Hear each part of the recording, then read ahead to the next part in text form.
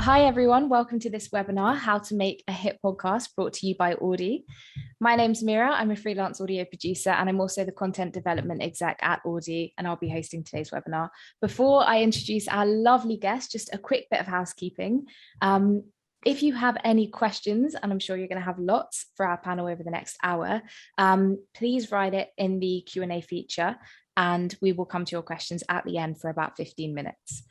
Now, I am very excited to welcome three people who are extremely well placed to talk about how to make a hit podcast. We've got Alix Fox, Olly Mann, and Matt Hill. Woo! Without the audience cheers, I'm big aware show that's can I get each of you to give us just a quick introduction about who you are and what you do? Let's start with Matt, we'll go to Alix, and then Olly. Okay, so I'm the voice you never hear. My name's Matt Hill. I produce Modern Mann. I've been working with Olly for best part of 6, 7, 8 years now on various podcasts. The best part, all the best parts, really. And so the Modern Mann is something we've been doing since 2016. But also we make a daily podcast together called the Retropectors, which makes it sound like he's forever in my life, but we do have other interests. And one of those is that I run a production company called Rethink Audio, and we make other shows, including Happy Place and High Performance Podcast, and many others as well. So yes, but the Modern Mann is very much my pride and joy, and not just because I'm sitting in on this webinar, but because genuinely it's the thing that I love making every month, and the people we meet it's the best bit of the job. Okay, shall I go next? Yep, go straight in. I never want to plunge in too soon. As someone who talks about sex, I'm all about the slow warm-up. My name is Alix Fox, a name that appropriate enough for just actually rhymes with Cox, because that's what I speak a lot about with Olly and Matt, whether they like it or not. I started off as a magazine journalist, and I do still work as a writer for magazines and websites, but I segued from covering all sorts of fetish stuff and quite extreme hardcore things to covering the mild as well as the wild. I actually met Matt when I was doing a stand-up storytelling live event, talking about how I had experienced underwater scuba bondage. Matt decided that made me an ideal candidate to advise other people. And we've worked together both on the Modern Mann for about half a decade now, and also on a series for The Guardian that was called Close Encounters. I found that when I started working as a sex podcaster, in the UK at least, it was fairly groundbreaking and new, and it was considered quite eye-opening and eyebrow-raising, as well as opening other holes in the body. Nowadays, I think there's a lot more populated, almost saturated, an arena. So I'll be interested to talk today about how we can push things forward. I'm also perpetually in Matt's debt, and Olly's too, because I am a very thorough person, and I feel it's part of my responsibility to try and cover every nook, cranny and crevice about sex. These guys have to talk me down when I worry that I can't be entirely comprehensive in 11-minute segments, and also teach me about the gadgets and gizmos that are outside the bedroom and more in the studio, so that I sound good, as well as hopefully saying decent things about indecent topics to people. It's interesting, isn't it, to hear all those puns and double entendres come flowing out of her live. People think there's editing involved. Only subbing. Anyway, subbing and yes. Domming, Olly. Subbing and domming. Done.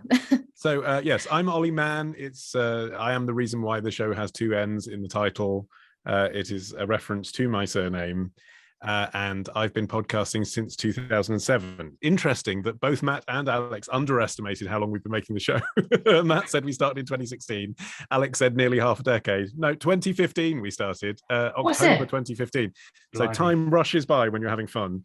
And when I sort of co-created the show with Matt, our concept from my point of view, as opposed to what we were giving the audience, which of course was the main focus, but from my point of view as a presenter, I was known in the podcast sphere then for doing a comedy podcast with my friend Helen Zaltzman, which was called Answer Me This, and ran until last year for 15 years.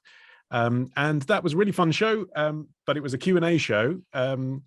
and we were quite glib on it and juvenile, and that was really fun to do, but also not always that reflective of our actual personalities. And as we got older, we were slightly stuck in this rut of doing a version of a show that we created when we were 25, when we were 35, 36, 37. I had 2 kids and a mortgage and whatever. So I wanted to create a show that was a bit more serious when it needed to be and funny when it needed to be, and a show that could kind of reflect my desire to have serious conversations about serious things, not just silly conversations about serious things, but marry that with really fun, open conversations about stuff people are interested in. And that was where the idea of a magazine format came, which is kind of an anti-internet idea. Like, it's a bad idea for a podcast, really. People want to download a show and know exactly what they're going to get. Like Alix was saying, now with the sex podcast, there are so many. There'll be every fetish and every, possible combination of what you're into sexually. The sex section is just a small section of our show. We do music, we do trends, we do real life stories, which is insane. It's a bad idea for a show. And yet it's done so well. It is at least 3 podcasts in one, probably 4. Yeah, and I'd just like to stand up for my small section here, Ollie. It's not the size, it's what you do with it. That's right. Well, I think now's a good place to give a little bit more context about the show. So The Modern Mann is an independent podcast with millions of downloads, very impressive, a 5-star rating on Apple Podcasts and almost 600 reviews. It's been nominated twice for Podcast of the Year at the UK Radio Academy Awards and won silver in 2016. And in 2019, it won Best Interview at the British Podcast Awards, which is incredible. It's a bit like watching your own obituary, isn't it? Sorry, I should have said it a bit more upbeat. Is that what you're trying to say? No, not at all. Just a list of and all now we're done. Now we're finished.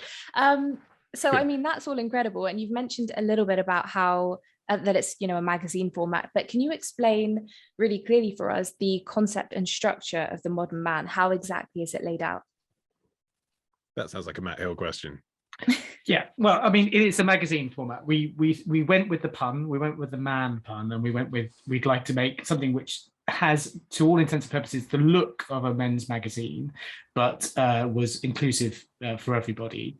And so we started the show with the letters section. So Olly always starts the show by reading out letters from the previous episode, letters to the editor, as it were.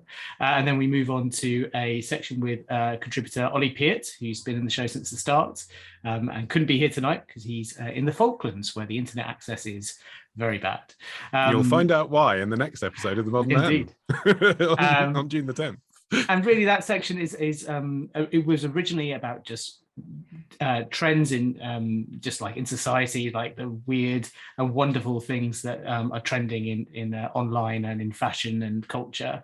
But we kind of tweaked it a few series in to become a kind of a challenge, a more experiential thing. So Olly Peart will go out and will try something that's been suggested by a listener, whether it's building an escape room, or I'm trying to think what other ones have been like our favorites, really. But sort of trying to get to Christmas number 1, that was a good one. Yeah, coming up with his own vegan milk.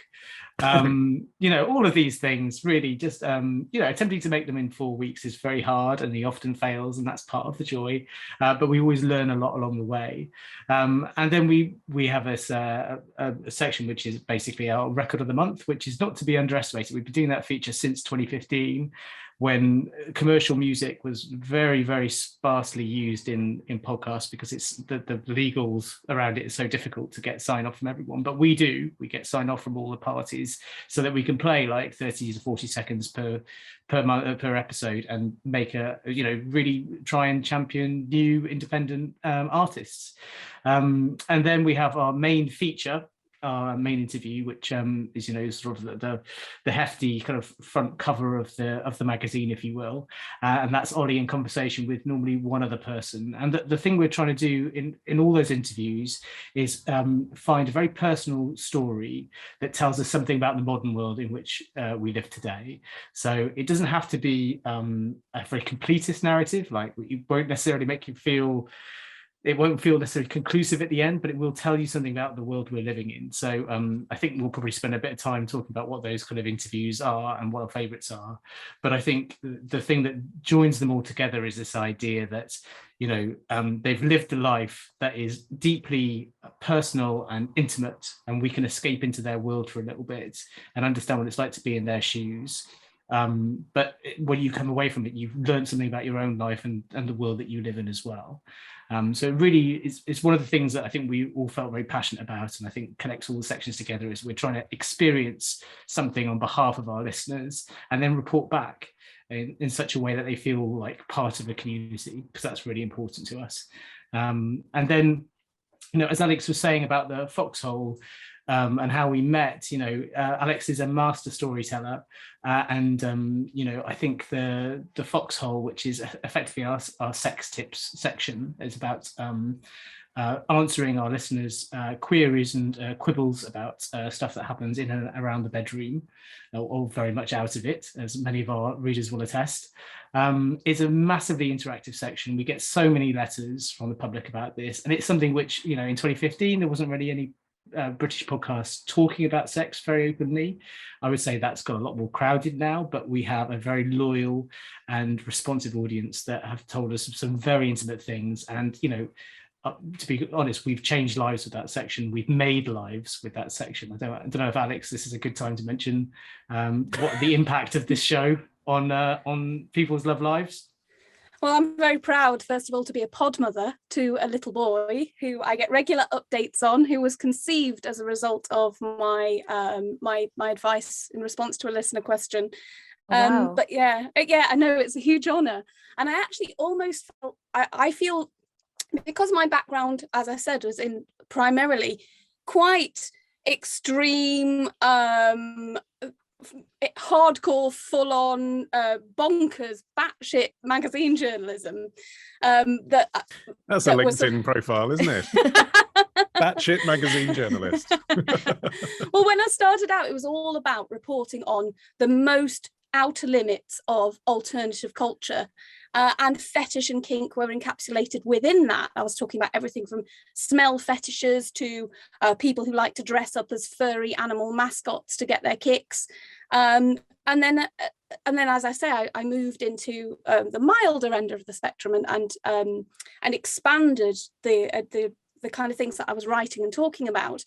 But because I didn't have a traditional background as a doctor or as a psychologist or anything like that, particularly when I get questions that pertain to things like fertility, I do feel a huge amount of responsibility to really make sure that I'm doing my homework and making sure that the advice I'm giving isn't just entertaining to listen to, but is actually fundamentally good advice too, and isn't going to make anyone's dick drop off or or that, bring some terrible spawn into the world. That's the low bar I like to set for my own content as well. Will someone's dick drop off? Not does it pass time till we die, but will it cause anyone to lose their genitals? I feel like at the bare minimum, we can promise not to do that. Well, I guess my point is I'm really proud of the way that the podcast has helped people with things like fertility, because not only is that a huge impact to make, but also I think that's reflective of how seriously we do take our jobs behind all the laughs and the puns and the cock jokes.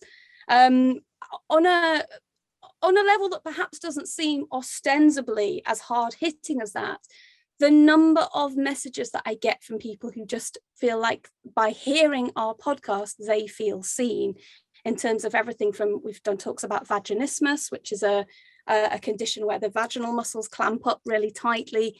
It's completely beyond, I guess not beyond control, because there's things that you can do about it. It's not a conscious thing, it's a subconscious thing that happens within the body, as can be a stress response. We've had people talk to me about that after we've done a broadcast, saying how much hearing about that had an impact on them. And even just stuff like, we've done a couple of shows that talks about dating and how difficult it can be to meet people at different stages of your life, or if you have a job that means you're working antisocial hours a lot of the time. And again, the response to those, where human beings who are listening just feel so touched by that is it's a wonderful feeling. I think I should say as well, Meera, just on the zeitgeist bit at the beginning of the show, because Ollie Pitt's not here to talk about that very kind of mainstream sounding bit of the show. I mean, apart from playing out the record of the month, it's probably the bit that sounds most like it could be on commercial radio. Like there are bits of it where the two of us, you could have just like tuned into Heart and heard a minute of us talking about a new social media app and it would sound at home. But the purpose of that, and like Alix was saying, kind of like the jokes and the bants basically of the Foxhole, the purpose of that, the underlying purpose, as well as providing entertainment, which genuinely we're very happy to do. But the purpose is that when we get to that middle feature, we can slightly bash you around the head with a message, with something that actually is closer to public service broadcasting than most of the stuff that I've made for the BBC. And I think that's why we're particularly proud of this show, because we've done middle feature interviews about disability, about drug reform, about sexual abuse, about depression, and none of them are marketed like that, because if they were, no one would download the show. And I think having that gateway into the show where you've got these friends that you listen to who you know, they're answering your questions, they're responding to your feedback, they're having a laugh, they're telling you about something that's going on in the world, and then you're half an hour in. By the time we bring you whatever the subject of that show is, you're half an hour in. And also perhaps last month it was an item about decluttering your house. So there's always that light and shade mix as well, which is great that you can do in a magazine show. Like our last episode was about women trying to sell scones. There was kind of a message about how to start a business, but it was about selling scones. Whereas the month before that was about a man who got caught up in a gang, and his sister believed it was because of his autism, and now she's fighting for his release. You know, a pretty heavy story. So I think, and became a lawyer in order to effectively clear her brother. Yeah. Wow. So, you know, a heavy story, but one that sits perfectly within that format because it's crafted that way. And I think that's the thing that we're really pleased that we achieve, really, is that people's guard is slightly let down. And then we can bring them something that, you know, it's like people say about the BBC when it's at its best. You know, I was driving up the M1 and I suddenly found myself listening to a thing on Radio 4 about, you know, the design of broomsticks, and I never knew I was interested in it. Is that, except about things that actually matter. A sneaky way to get people to listen to the show. I love it. And you're in your 13th season, I believe. Is that right? Yes, I suppose that's how it's itemized on Apple Podcasts, isn't it? We don't really think of it in terms of seasons anymore because we're a year-round show now. But yeah, initially we were weekly. And then I think we're on series 13 technically, yes. And we had a meeting. And we decided that weekly was not the way it was going to carry on. Well, we had a meeting and you guys had babies as well. Everybody spawned. I had nothing to do with that time. Oh, okay. I was going to ask. Well, as far as you know, Alix. We're writing it all down every week. Yeah. Well, obviously this webinar is about how to make a hit podcast, and you have been doing this for, according to Apple Podcasts, 13 seasons, but not so much itemized like that. We know that making a hit podcast means that you have to be patient, and, you know, it's a kind of a long run thing. You're not going to see those returns necessarily in the short run. How long did it take for you all to start seeing some substantial listeners or downloads? Well, do you know, I really think the most important metric is not how many people are listening. So I would say that as a reassurance to anyone who's watching this, who has perhaps only a few dozen or a few hundred people listening to their show rather than thousands at this point, it is about quality, not quantity. Sadly, for the advertising model, it is all about quality. It is all about quantity and not quality. But for actually picking up audience who will stay with you and actually continue to listen and therefore deliver that quantity, it is about quality. And so it's interesting, like the show kind of hit the ground running from the point of view of, I had an audience already from Answer Me This, so I could market it to them. And in 2015, there was less competition than there is now. And so a number came across. But the quality of that audience wasn't what we have now, because what we have now is if you ask people, what's your favorite show? There is a bedrock of people, I don't know what that number is, 5,000, 6,000 people who would say we are their favorite show. We're the show they listen to every month. We're the one that they've listened to since whenever. We're the most important thing. And that's the metric you want. Like, that's what you want to hear. When people write to you, you want them to say, and I've seen this happen at both ends of the spectrum. I've seen people write to them and say, write in and say, thanks for this episode, could you do more about that? Something fairly bland. And then I've seen the letters that come in and say, thank you so much for doing what you're doing, because you got me through a spate at university when I was depressed, or I listened to you when I was struggling with my sexuality, and you talked about this thing and it made it all real for me, or whatever the thing is. That's the stuff that actually matters. And that is, like with all radio, that's about authenticity, really. And it's about trust. And the magazine format, I think, is particularly about trust, because, like we said, people don't know what they're going to get. They just have to trust that you're going to bring them something interesting. Yeah. And I think a shorter answer might be just 3 years, probably.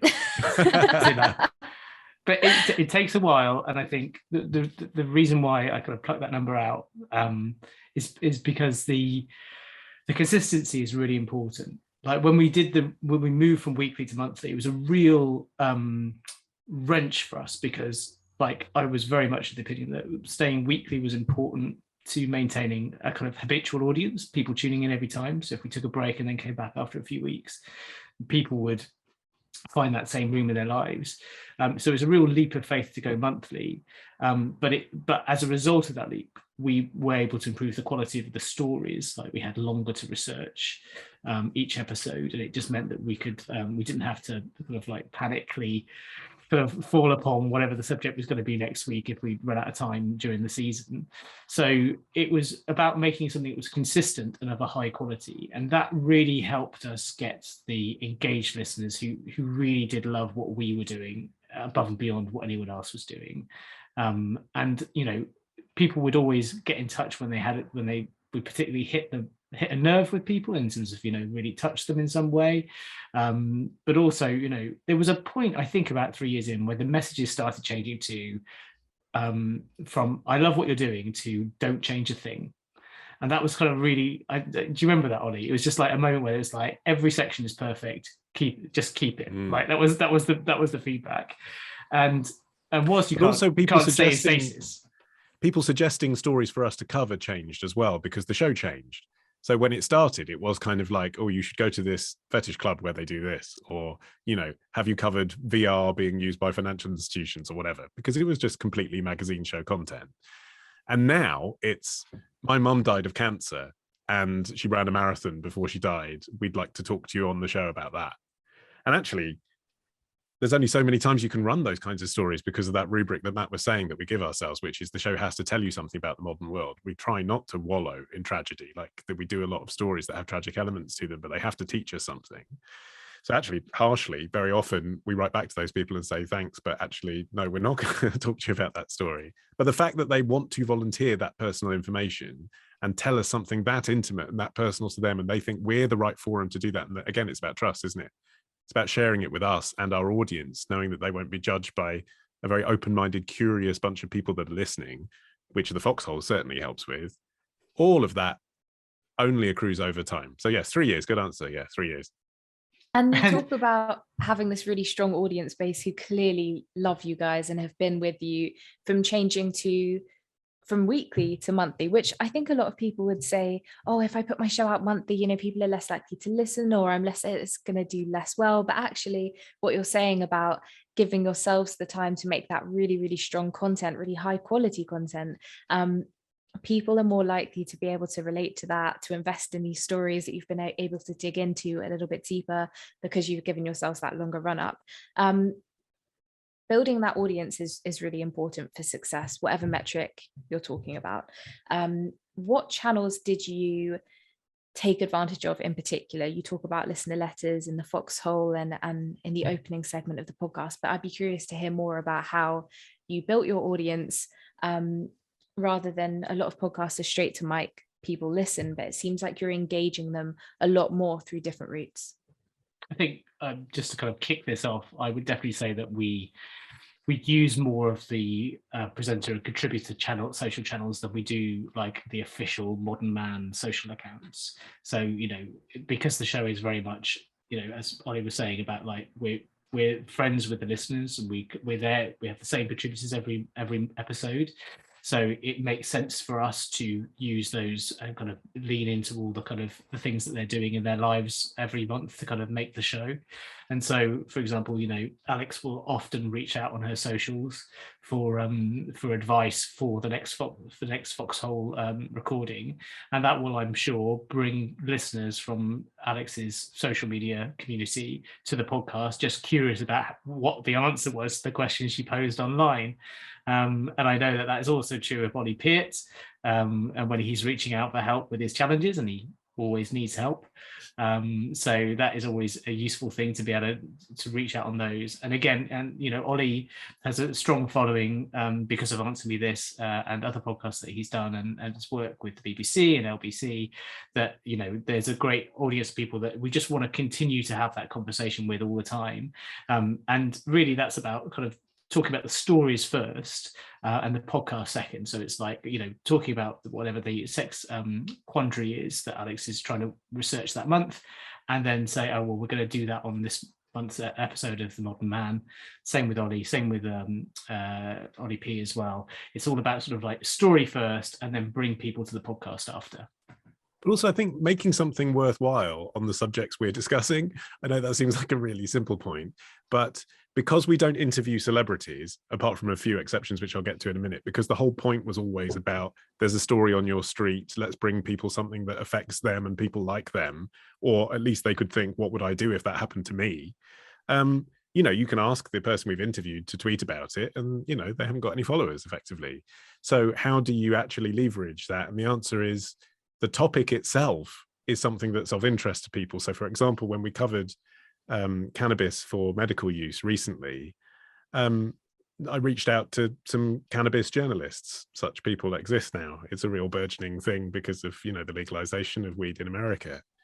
And because we covered the story sensitively and in a way that wasn't being covered by the mainstream media, they tweeted about it to their followers who are really hooked into that whole subject. It's almost like a kind of paid for Instagram post, but not paid for, because you don't need to pay for it, because they genuinely thought it was worthwhile to share. And then the other thing, just that thought that I parked about, we don't often use celebrities. We don't. But when we do, again, they tend to think that our version of their story is one worth sharing. And even if they're not super famous, and probably the most famous person we've ever had on the show is Rory Reid, who was the first black presenter of Top Gear, who for a brief period people thought might be the next Jeremy Clarkson and had some heat. Even he, at his height, had something like 50,000 followers. You're not talking millions here, but he tweeted our interview with him because, unlike an interview that he did for someone else's show, it meant something to him. It was about his whole process of getting his job.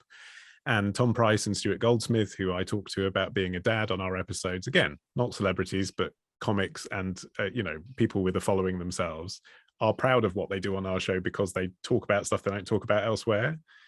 So I think that's a tip that anyone can do, really, because this is such a standard thing, isn't it, to say, oh, interview a celebrity and get them to tweet about it. But actually, followers of those celebrities can tell if the interview is one you can miss. And we try and make our content unmissable. I mean, I should say, though, I think rely on. Oh, sorry, Alix, go ahead, Matt. I think Alix is very much like the social media expert here, and her posts are unmissable, I would say. I don't know, Alix, if there's anything you would add about doing a decent sell. I think I have some practical advice to offer on social media for anybody who's tuned in, thinking about how they can use that to support their own podcast or broadcast output.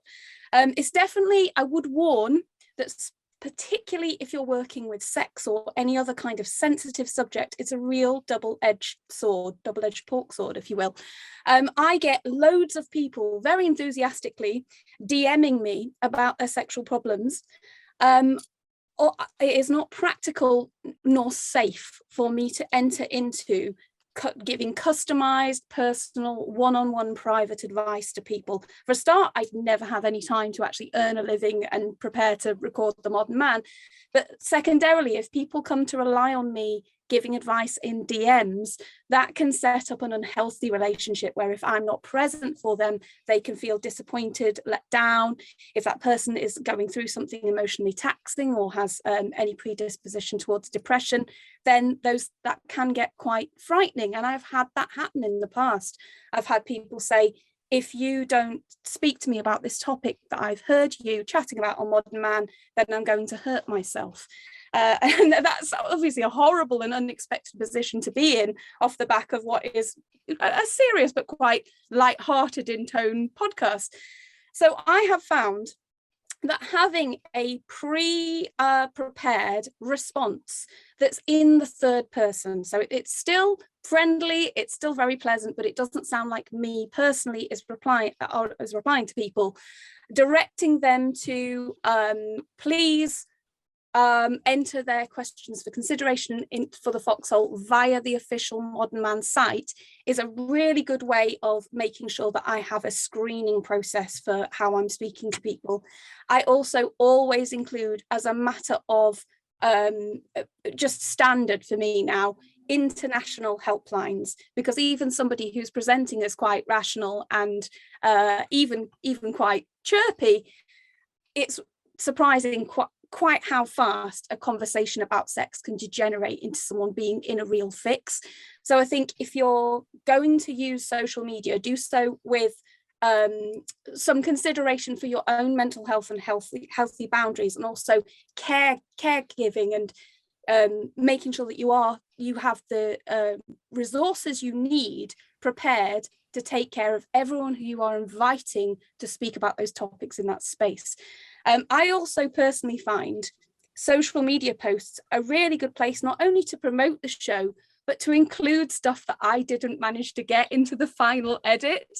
Matt and Ollie will both say, frequently the commentary I get back after we've recorded an episode is, you've written a book on this, rather than just coming prepared to record a snippet of the segment. I've mentioned already, that's part of my character, really. I like to be very thorough. I see it as my responsibility to give us as good an overview of a topic as I can, but inevitably there's always over matter. If you're somebody like me who just hates waste and feels like, you've invested time in this and it's a shame that it can't make the final cut, use those snippets on your social media. It's extra bonus content. It's a place where you can cathartically say all the things that you didn't get to say, and it also gives your listeners a reason to check back to your posts. It's a real symbiotic thing for me. It means that I get to feel like I've covered every base I need to, and Modern Mann listeners who are there specifically for the Foxhole get a little bit of extra bonus. Amazing. And I don't know. Bruce Forsyth's turning in his grave. How did that pun get there in the end? It's unbelievable. You do a fantastic job of slipping these puns in very subtly. My puns are a weird thing. I have a love-hate relationship with them, because it's coming from a writerly background. It's definitely, the wordplay is something I enjoy.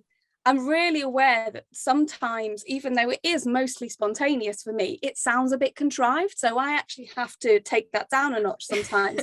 And it's definitely something I also rely on to try and seem charismatic when I'm quite nervous. Full disclosure, I've been quite unwell in previous months, as listeners will know.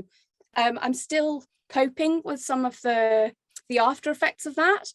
And it's a complicated story, but I found that actually being ill and having to take some meds that made me feel a bit dopey and slow really impacted my confidence with recording things like Modern Mann.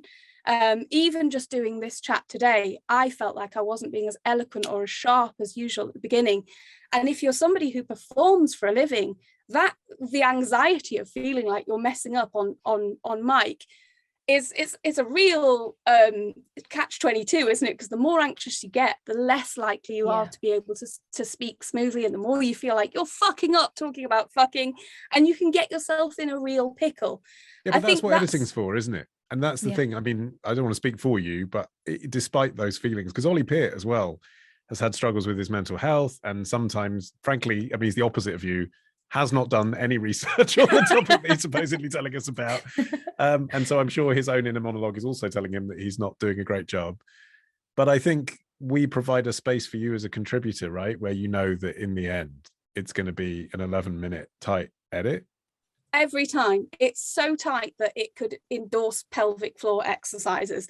I have ultimate trust in Matt to cut me in a way that makes me look like some kind of beautiful origami rather than a crumpled piece of metaphorical paper. And I also trust you, Ollie, that you keep me spontaneous enough that it sounds natural, but we have a mini chat before recording where you know that it helps me to feel less anxious if I go, please can we hit these 3 points for medical reasons, I've got to jam this info in or whatever. Trusting your team and recognizing that, I mean, I've worked with other people who are brilliant broadcasters, but not everybody is the perfect fit for you and how you work. And I think, yeah, considering who you're working with, it sounds like an obvious tip, but sometimes the things that look good on paper, once you fold them up, do not fly as a plane. Yeah, and A lot of pacer metaphors there.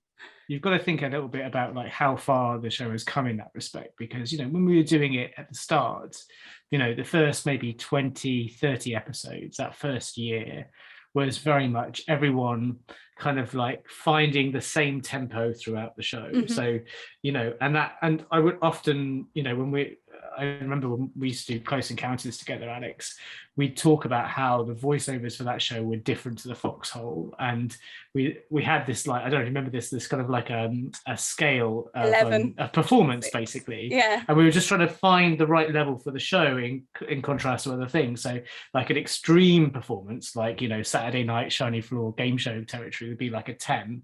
And then, you know, sort of Radio 3 linking together 2 tracks, movement, sorry, yes, I'm not really up for my Radio 3, but that would be, you know, sort of like down as a 0 or 1. And, you know, and we do a run of a script, and we say, okay, that was probably an 8, like, because we've got a lot of pace behind it. Let's just take it down. Let's just do a version which is a 4, and then see how far down that goes and whether we need to go up to a 5. And by the third take, we've got it absolutely spot on. And I feel like that within the show, still, that used to happen a lot. We're trying to get the right tempo with each other. And then it all started to click into place, and you can hear it, I think, in the early zeitgeists. You know, there's a point where Peart and Mann, as I have to call them in the recordings, because we're both confusion. called Olly, not because we insist on it in some weird public school way. This is a Mr. strange Peart military thing. And Mr. Mann, Yeah. they, you know, there's a point where there's a rhythm that starts happening between them, and they're able to not necessarily finish each other's sentences, but they're kind of like the pattern of the humor and the build of the story happens much more naturally. And so that when we all ended up during the pandemic recording things online, yes, we lost a little bit of that tempo because it was being record, you know, sort of like there was a delay on the line and it did not have that personal connection, but there was enough of that characterization happening already that we could just riff with that and then fix it in the edit. But it did take like a good, you know, sort of 30-40 episodes to really hit that stride. And that rhythm, that's a really interesting word, I think, rhythm and tone and tempo, because it's not, you'll note, about content at all. And actually, just a little bit about our editing process, because from my point of view, it's an evolution of what I used to do with Helen on Answer Me This. So on that show, which is a very different show, but unscripted in a similar sort of way, we'd sit down, record some stuff, record too much, record an hour and a half for a 25-minute show.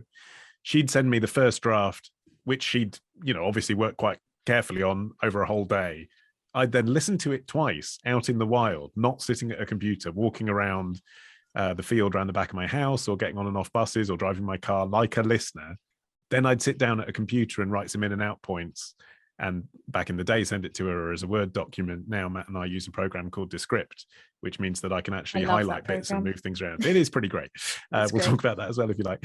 But the point is that Matt has heard it at least 3 times because he was there at the recording, then he's made an edit, then he's gone back and listened to it again and sent it to me, then I've heard it 3 times, then Matt does the final pass to make everything sound beautiful. So that means, you know, on an average edit, we've heard it 7 times by the time that the audience hear it. And people say, like, how do you edit for content? And it's often, from my point of view, not content. It's just that tempo. It is a rhythmic. It is. I mean, you sound horribly wanky talking about things like this, but it you know, I'm not saying it's art, but it's but there is a poetic thing of like hitting certain beats, and I know when we've got it right because I'm listening as a listener and I'm going for a walk and I'm getting on the bus, and I can just tell when a section's gone on to, I'd like to think that a section's gone on too long, or there hasn't been a laugh for a while, or we don't need that bit because it's too much information and I can't focus on it. And those are sometimes difficult discussions because we're getting rid of important content that's safeguarding or content that provides context. But it's almost always the right thing to make it shorter. Yeah. And I mean, I should say the safeguarding stuff comes in later. Like we just don't put it. If we cut it out, we put it out somewhere else. Yes. Well, it's a question of how you do it, isn't it? But it's just sometimes it's just about making sure that the show remains entertaining. Because if it isn't entertaining, then people aren't listening. And it's just so anyway. The thing I'd just like to communicate to people about editing, like how do I edit? How do I start? How do I know if it's gone on too long? Listen like a listener, and just think about that rhythm. Whether it sounds, if you're trying to consistently deliver the same show, which is what radio does every day, then think about rhythm. Yeah, and I think one thing that I have learned from producing other people's podcasts is that you can't be precious about what you've recorded. If you listen and like everything that you've just said is spot on, I think, and you haven't had a laugh in a while, or you think, oh, I kind of dozed off or I got really distracted during that bit and it's not hooking you, all of that stuff is really important. And like Matt was saying, that was an iterative process. It took like 30 episodes. You really find your groove, you find your rhythm. Matt, so we've got about 15 minutes left. So before we get to questions, I just want to ask you guys a couple more. We've got the Great British Podcast Awards, we've got Rethink Audio, all of the shows that you produce. What are some of the non-negotiables when it comes to making a successful podcast? We know that audio quality, for example, is something that can be an instant turn off for listeners if it sounds like you've recorded it on a potato. So what are some of the things that are non-negotiables? Well, for me, I mean, we've spent a lot of time at Rethink Audio thinking about what it is that we do and the shows that we make and why they are a success. And one of the things we come back to time and again is sustainability. So the show needs to work long term. So when you're devising a format for a new show, you need to think about what episode 1 is, of course, that's the first one, but you also need to know that you can make episode 50, 150, 500. And Olly is testament to that. Answer Me This is a long running hit, and that show was as strong at the start as it was at the end. And I think that's down to the fact that they found a format that was tight and entertaining and hit those beats. And they could do, it was in their groove. They understood how that worked. And I think I took a lot of inspiration from them making that show, and from the kind of things that I think we all probably grew up on that we thought worked.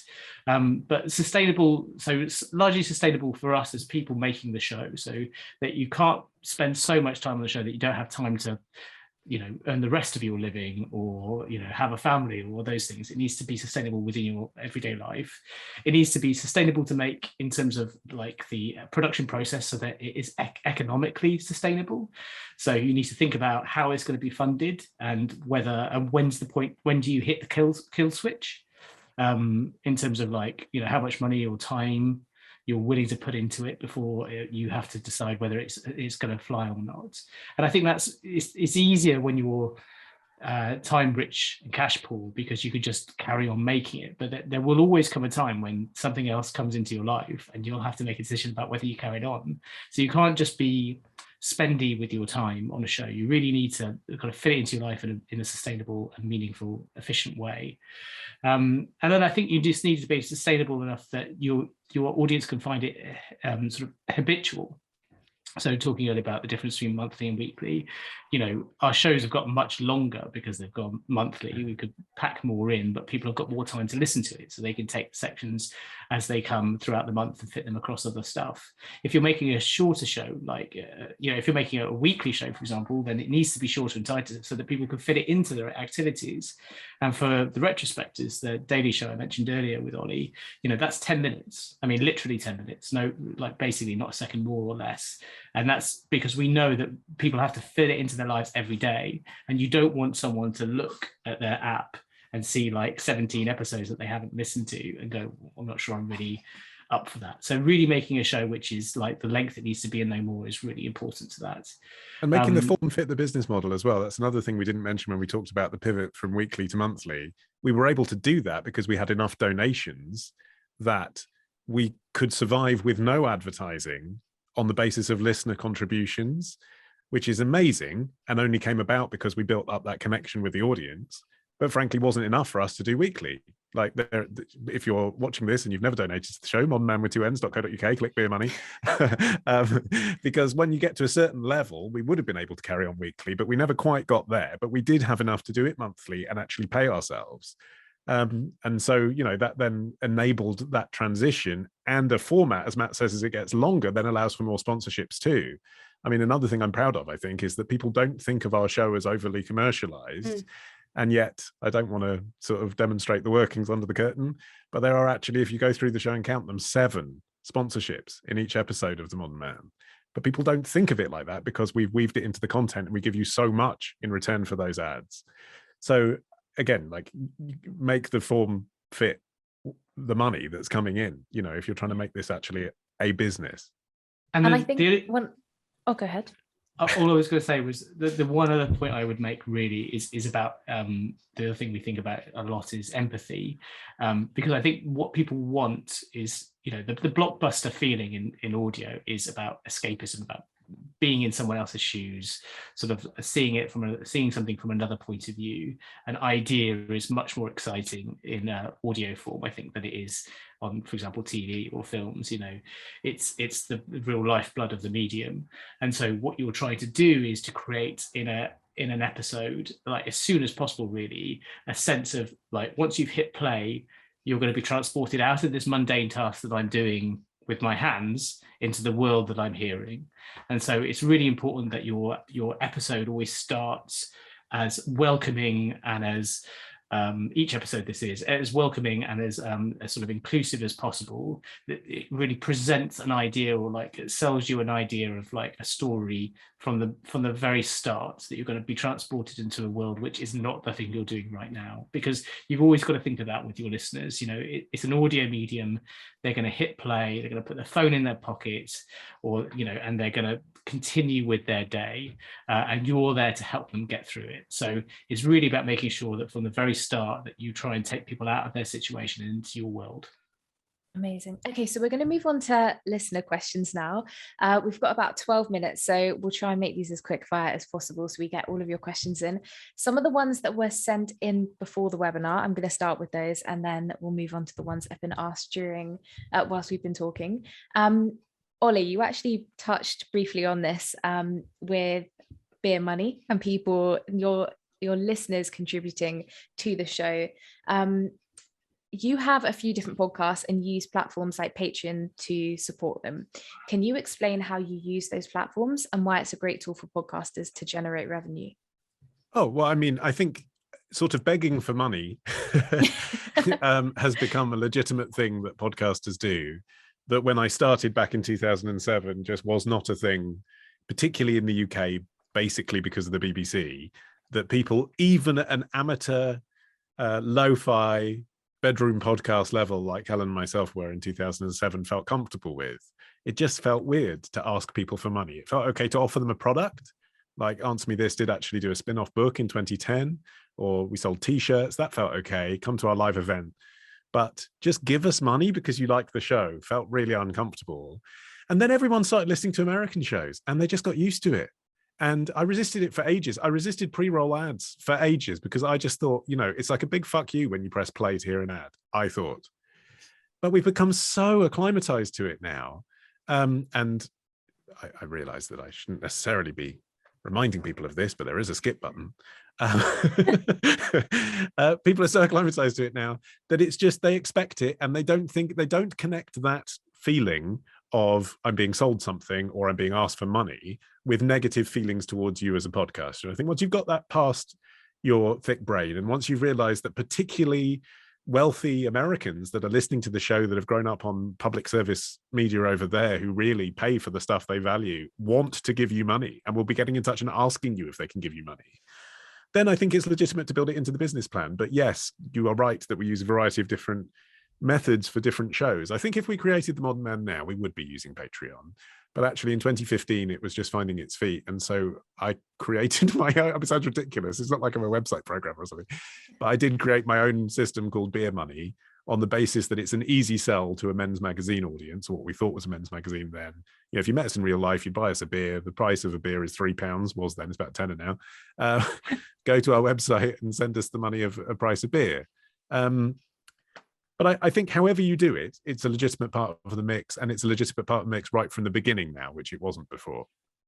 I think that revelation that, you know, even on Patreon, when we started the Retrospectors Patreon, the kind of revelation that, you know, you should have your lowest tier should just simply, you don't really need to give them anything.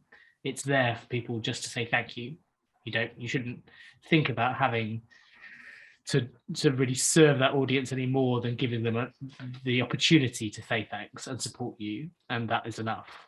And then you build from there. But that first tier is really just for people to express their appreciation for what you do, and for us not to be so repulsed by the idea of charity that we accept it, basically.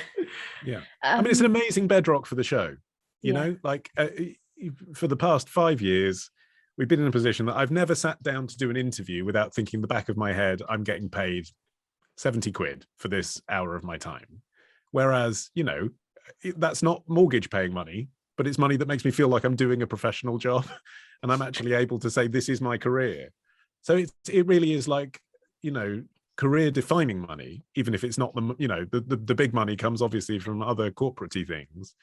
But it's amazing to make the show sustaining. It gives you self-respect as much as anything else. And it justifies it, like making it part of, you know, career defining. It defines that bit of career that will forever be the Modern Man, you know, as long as people are willing to donate to us, because it just justifies it. That if everything else falls apart around us, that we could continue to make this show. And I think that's really important to us, that we have that stability and that audience that really cares about what we do. And also, don't underestimate building, isn't it, as well? Yeah, I was just about to say, don't underestimate the effect of reading out someone's name on the show as well. Oh yeah, people love it. I think it's a point of absolutely pride as well. I think from an ethical standpoint, people are becoming more and more aware that our time and nobody's time comes for free. And so morally, I think people are quite proud to say, I like this thing and I want to support these people and what they stand for and what they produce. And as Olly says, people love having their names read out on their favorite podcast. It gives them that thrill, you know, of hearing themselves spoken about. So I don't think it's not just the money is flowing one way. It is still it's a really pleasant exchange. I never feel like it's grabby in the slightest. And that actually does extend to sponsors as well. I know that sounds like a thing you'd say to sponsors and not a thing you'd say in real life, but it's true. I think one of the things we can bring our audience when we've got a paid for promotion is real brand association that those sponsors wouldn't be able to get elsewhere because of the intimacy of the medium and because people feel like they're in a club and all of that. And I feel like that when I'm talking about those sponsors as well. I mean, they are, you know, for that month paying my mortgage. So I mean, it's a genuine feeling of recommendation. There's nothing icky about it. Yeah. So many people associate their smooth balls with the two Ollys. I actually think that was one of the comments that got put in the chat, something about smooth balls. So. Yes, Andy Coley, I see you.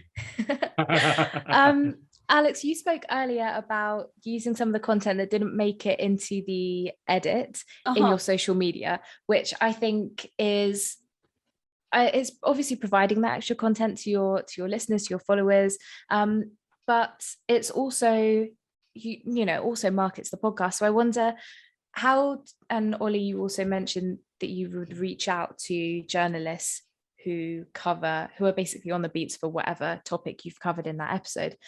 Are there any creative marketing strategies that you've seen being used, and how do you market the Modern Man? I mean, we have been a little bit, I think, on our laurels of late.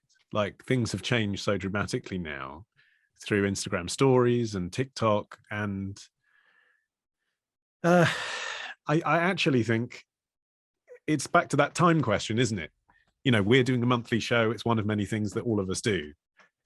Given the opportunity for my life to revolve around telling people that the Modern Man exists, I think there are a million things you can do now that are at your fingertips. It's almost a question of finding the one that works best for you out of all the competing ways. But a very simple level, it's just as it was in 2007, as mysterious an algorithm on Apple Podcasts as ever. And we know that it does revolve partly around getting people to review and rate your show. So, I mean, at the most straightforward level, again, tell your listeners to leave you a review on Apple Podcasts. It's fine. They'll do it because they like you. Great. And is there a pet peeve that you see a lot of podcasters doing at the moment that you think needs to die out? Oh, that'll be one for Matt. And actually, Alex, you listen to a lot of podcasts as well. I was thinking. I think this. Go on, Alex. I was just thinking about that previous question of using social media to market things. I specifically, working with sex, I'm permanently under threat of being shadow banned or banned outright.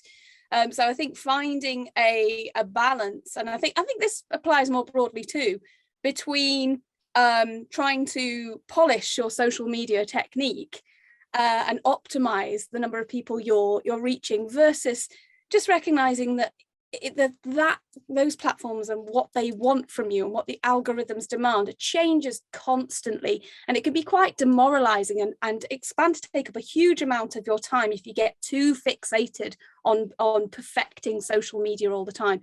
So I think you have to reach a level where you just accept that you do your best, and you're probably not going to be the number one robot style human who's hitting all of those notes for social media. I'm trying to work smarter. That is an irony, isn't it, that I brought that phrase. I'm trying to work smarter these days. And another way that I'm using some of the overmatter, if you will, from Modern Mann Foxhole segments is that I'll pitch them as an article. And if I do get something published, which at this stage in my career, I'm lucky enough that often can be the case, something we're talking about in the context of Modern Mann will be interesting with maybe a slightly different approach or written in a different voice for a website or for a newspaper or what have you. That element of the more fleshed out article, plus the Modern Mann, plus social media, plus any live work I'm doing, all of those things can feed each other. And I think if you can optimize the most work that you get out of each piece of work that you do, then that can help make it feel like you're not constantly grinding away trying to achieve something. I think as well, working on the Retropectors recently, which is a short form show, obviously it's 10 minutes long every day. I've been interested in how people are using short form, like at the complete opposite end of the Modern Man. You know, something we haven't done but should is, you know, have separate feeds for each element of the show, or possibly republish elements of the show on our feed. I mean, there's no reason why we couldn't have a Foxhole from 4 years ago, you know, with a discussion at the end about what's changed maybe, but rebroadcast it on the feed. And that's something loads of people are doing now. Diary of a CEO do that, you know, huge hit podcast, obviously, in a really interesting way. Like, here's a 7-minute version of an interview that you've heard that's an hour and a half long on the same feed. People tolerate it in a way that, like I say, a few years ago, people were a bit squeamish and artsy about their podcast feeds and quite precious about how it all felt. And like, does it come out at the same time every week? And I think the audience have got so sophisticated that it's okay to break up the same bit of content, as Alex was saying, and spread it across numerous places. They understand that you're trying to reach them, that it's a kind of marketing, and that's okay. I'm slightly aware, I know we're about to run out of time, but I can see Jamie Taylor has posted so many questions. Like if I answered one really quickly, would that be helpful? Please do. Because he's put here, can you talk about the process involved in getting sign off for playing copyrighted music? And I feel like, okay, easy win. It's really hard to do it on your own, but if you use a record plugger from one of the major labels, they will help you get the sign off, because you need 3 bits of sign off. You need the management sign off, you need the label sign off, you need the publisher's sign off. They're never the same people. There's like 3 sets of teams to get everything signed off, and it may well be a fee. So if you go through a record plugger and you're doing a kind of promotion, so we work with a couple of brilliant pluggers at Universal and Virgin, Warner and Virgin, sorry, and they basically help sign off everything from the management, publisher and label as well. So yes, that would be my advice. Find those names and use them. Great. And Alex, one very quick one for you. As your segments as your segments can be seen as advice, and they've put in brackets, greatly reducing your work, for which I'm sorry, are you required to provide a disclaimer? I usually provide all the disclaimers we require, and Matt and Olly have to tell me that I'm doing a good job and it's okay. Yeah. That's usually how it goes. But I think, I mean, the amount of times I've cut Alix saying, go and see a GP. It's like, we get it. We know if you've got a medical problem, go and see a GP. No one's saying you're a GP. Just tell us what you think. I think I'm extremely careful with my language as well. I say this may be the case, or this could be this. So I never give absolutes. And I think I've become better at that, and it comes a second nature over time. I also think there's an implicit understanding, isn't there, especially within from the Modern Mann listenership, that people know that an 11-minute bit is not going to cover absolutely every potential eventuality of someone's sexual health and well-being. I think we're very keen on the show to always emphasize this is one person's experience, whether that's in the main feature or the Foxhole, or even Olly's experience in the Zeitgeist, Olly Pearce experience. This is just one person's view on this. It's not saying, right, we've done all experiences by, sort of dominatrixes, or people who have built escape rooms, or people that have gone to jail for war crime. Building dominatrix escape rooms. Don't try and put them all together. But the point is that we're just saying this is one example, and we're going to talk about this one example, and then these are the resources to go and find out, if this affects you as well, to find out more. And so I would always say, we put a huge amount of time into the show notes. And so it is always worth looking at those as a further reading guide for anything we do. And we get feedback and we respond to it as well. Yes. One memorable incident that I can think of is I got challenged on my use of the word queer. Which I understand to be a phrase that has been reclaimed and is now quite inclusive and celebratory. But someone who as I remember, is from a different generation to me, and really remembers that word as very toxic and insulting. And they wrote an angry letter saying, I cannot believe that you have used this terminology on the show. And we had a constructive conversation about it. And I've had people write in saying, oh, you mentioned X, but I've discovered Y. Can we talk about that? Or, I'm very open to criticism and feedback of the advice I give. And that helps me grow as a presenter and as an advisor. So I think you have to accept that not only are you expecting your audience to know that you're not giving a complete answer, but you're inviting them to feedback on the partial advice that you've given too. Yeah, it's also knowing that your audience is intelligent as well. Like actually genuinely respecting your audience's intelligence, that they know that you're just giving one perspective, and that's interesting sometimes, because when it comes to our middle features, where we are often dealing with sort of issues with a capital I, we only put out 12 episodes a year. One of those episodes is a Christmas special. One of those episodes is How to Be a Dad, which is me chatting to Tom and Stuart about being parents. So really, it's 10 issues a year. So we do that knowing that if we do an episode about abortion or rape or suicide, obviously those are complex, horrible things that happen to people. And we're only telling one person's story. We're not saying this is how you should feel when you have an abortion. That's not what we do. That's often what kind of tabloid culture tells us to do. But our audience are deliberately finding us because we don't do that. And because we're saying, here's one person's experience. This is what happened to them. This is what they thought and felt. And I am going to very lightly push back a bit and say, yeah, but how about this? But I'm not there to undermine them. I'm there to give them a platform to express how something genuinely felt to them. And I think when you've got that context of the show, then everything else falls into place. People, the vast majority of our audience are intelligent enough to understand that we're coming from a good place. And we have no agenda apart from to bring someone's interesting story in the way they would like it to be heard, in a way that's honest to them.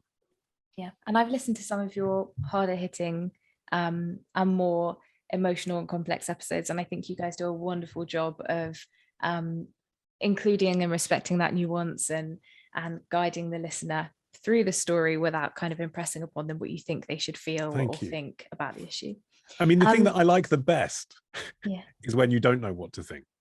That's the thing that Matt and I like punching the air when we have an interview where it ends and you're like, I don't know what I think about what they just told me. It's made me think about something I had no idea about. And, you know, despite the fact we've given that person the best version of themselves, you're often also thinking, what's going on in that person's head? Like it's like a real conversation when you meet someone. Like, what's that person actually like? What's their thing? That's the best. Yeah, to go and inspire people to have their own opinions of what you've kind of put out there. We are at the end of the webinar. Unless there is anything else that you guys would like to mention before we wrap up. We've got a great show coming up. Brilliant show coming up. June the 10th. June the 10th. Yeah. Mark it in your filofaxes. In your filofaxes. That's right. Really, really excited about it. Actually, we put the last bit in the can today, and it's going to be quite the story. I would like to share just can I just share a quick to anyone bit who's of advice? watching because they're a fan. Thank you. Go on. Yes, go on. Sorry to interrupt there.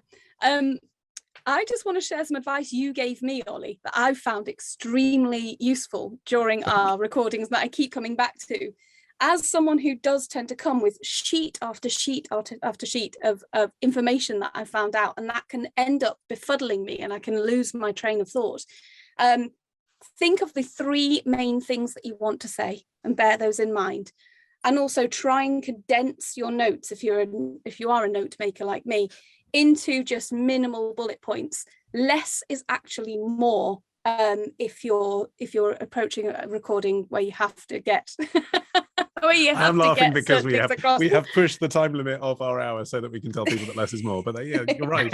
And I have to remind myself before every recording. It's a constant learning process, because speaking for a podcast is kind of different to a normal conversation, isn't it? As much as so many podcasts get praised for sounding like an effortless chat between mates, actually there's so much more work and editing and prep that goes into them. So I think people shouldn't be put off if it does take a bit more graft and a bit more refinement than they were perhaps expecting. It isn't just a natter and a chatter, it's a skill.